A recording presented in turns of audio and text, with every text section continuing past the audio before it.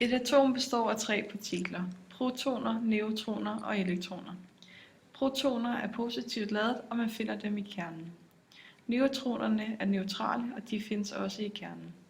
Protoner og neutroner kalder man sammen nukleoner. Elektroner er negativt ladet, og de findes i elektronskallerne udenom atomkernen.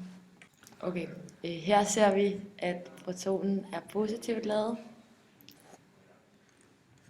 og neutronen er neutral, og elektronen er negativt ladet. Og vi ser, at neutronen er den partikel, der vejer mest, og elektronen er den, der vejer mindst.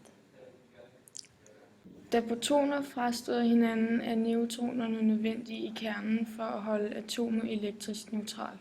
Mellem protonerne og neutronerne er kernekraften, som holder kernen sammen i atomet.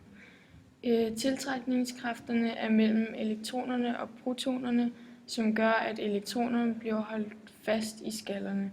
Frastødningskræfterne er mellem protonerne.